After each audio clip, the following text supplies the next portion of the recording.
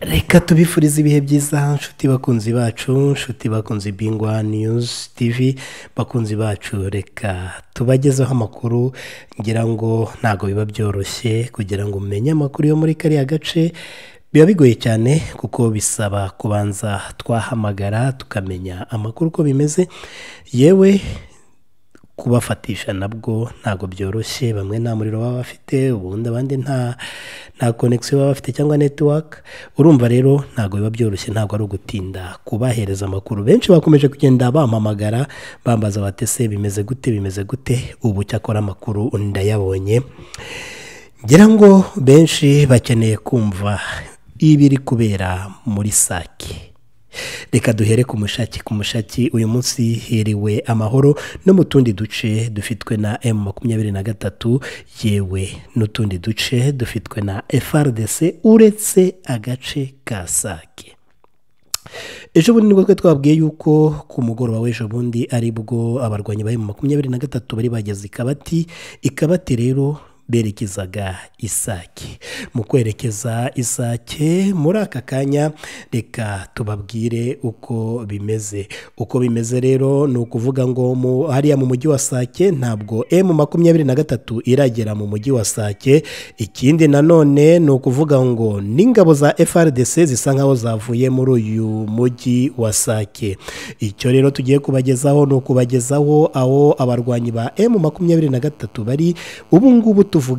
Abarwanyi ba M23 bari mu birometero 3 gusa uvuye mu mujyi wa Sake. Abahazi twababajije batubwire ko ari mu birometero 3 ahitwa ngukira ari ahitwa mu Ruhonga, hari ahitwa kwa Saduro, mu bikuyu byo kwa Saduro, hakaza no mu bikuyu byo kwa Kamanzi. Benshi rero bakomeje kwibaza batese M23 yagarukiye he? M23 yagarukiye aho bita ku Makara ngo ni mu birometero 2 cyangwa 3 uvuye mu mujyi wa Sake. Kuva mu gitondo abaturage mu mujyi wa Sake bahungaga berekeza muri Minova, abandi berekeza mu mujyi wa Goma. Amakuru turimo gukura mu mujyi wa Goma navuga ko mu mujyi wa Goma hamaze kugera impunzi nyinshi, no mu gace ka Minova nako kamaze kugeramo impunzi nyinshi zivuye muri kariya gace ka Sake, dore ko agace ka Sake nta muturage n'umwe wagasigayemo. Yewe na FARDC nayo yatinye kukandagira muri kariya gace, iri mu nkengero z'agace ka Sake. Impamvu rero twe tubona wenda hari M23 yafashe risk yo gusatira Sake. Ngira ngo twari twarababwiye ko Sake iri hasi y'imisozi ifitwe na FARDC, bigoye cyane kugira ngo abarwanyi ba M23 binjire mu mujyi wa Sake. Gusa bafashe risk kugira ngo bakate uriya muhanda cyangwa batangire ibikoresho bya gisirikari bizamuka bijya imushaki kugira ngo bisapotinge abasirikari bariyo cyangwa se FDLR, FARDC, Nyatura na Mayimayi. Kuri ubu rero ni ukuvuga ngo uriya muhanda ku munsi w'ejo cyangwa se sinzi imipango yabo bashobora kugera muri uriya mujyi wa Sake, uretse ko barimo barawureba imbere yabo. Ngewe icyo ntekereza nuko wenda bashobora kuba bashakaga gufunga uriya muhanda kugira ngo utajyana ibikoresho Mushaki, dore ko kuva Sake ugera Mushaki ndumva hari ibirometero bigera kuri 7, ntago birenze ibyo ngibyo. Katubibutsa yuko mu mujyi wa Sake hari imihanda 3. Hari umuhanda ujya muri Sud Kivu ari wo ugera aho bita Iminova, hari umuhanda ujya kuri Masisiku zone ukajya Bihambwe, ukajya Mushaki, ukajya Ruvunda hari kubera imirwano, ukajya Ingungu, ukakomeza ukagera aho bita za Nyabyondo, ugakomeza ujya za Warikare. Undi muhanda nanone ni umuhanda ujya Kicanga ugana za Beni, ugana za Kishishe, nanone uciye muri kariya gace. Nuvuga ngo hahurira imihanda 3 yose y'ingenzi kuri FARDC no kuri M23. Ikizakurikiraho ejo rero ntawe ukizi niba ari intambara cyangwa se ejo niba batazarwana. Gusa ibishoboka byose ni intambara kuko bose bakeneye kariya gace. Aba FARDC yewe na M23 bose bakeneye kariya gace. Cyo tugusaba no gukora subscribe, ugakora share, yewe ugakora na like kugira ngo ujye wakira ibiganiro byacu bya buri munsi. Benshi mwakomeje kumamagara ariko ntago biba byoroshye kugira ngo tubone amakuru yo muri kariya gace, kandi ntago tuba dushaka kugira ngo tubabeshye. Byibuze tuba dushaka kugira ngo tubahereze amakuru y'umwimerere namwe abafitiye akamaro. Reka tubifurize ibihe byiza, muraraharyana.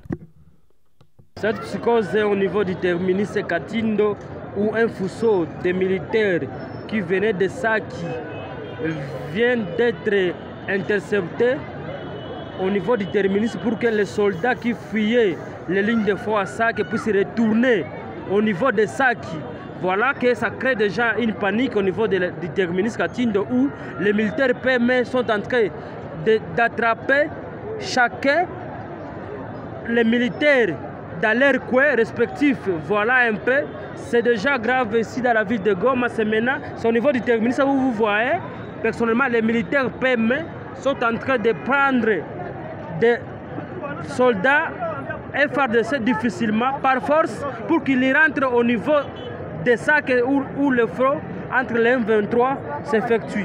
Cette psychose est au niveau du terminus Katindo où un faisceau de militaires qui venait de Saki vient d'être intercepté au niveau du terminus pour que les soldats qui fuyaient les lignes de front à Saki puissent retourner au niveau de Saki.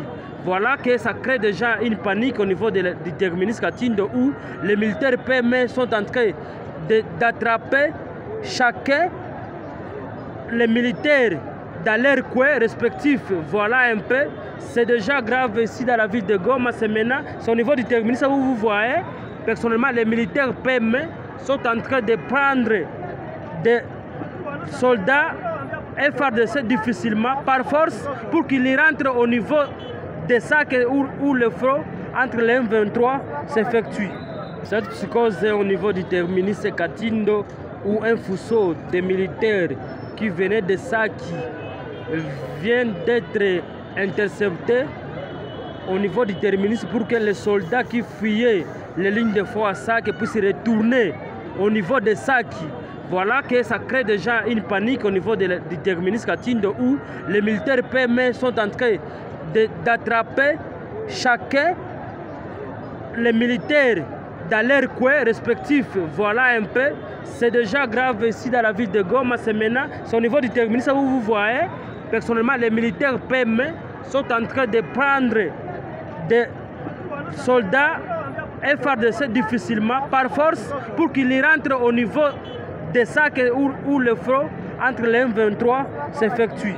Cette psychose est au niveau du terminus Katindo où un faisceau de militaires qui venait de Saki vient d'être intercepté au niveau du terminus pour que les soldats qui fuyaient les lignes de front à Saki puissent retourner au niveau de Saki. Voilà que ça crée déjà une panique au niveau du terminus Katindo où les militaires PME sont en train d'attraper chacun les militaires dans leurs coins respectifs. Voilà un peu, c'est déjà grave ici dans la ville de Goma. C'est maintenant, c'est au niveau du terminus où vous voyez, personnellement, les militaires PME sont en train de prendre des soldats FARDC difficilement par force pour qu'ils rentrent au niveau des sacs où le front entre les M23 s'effectue.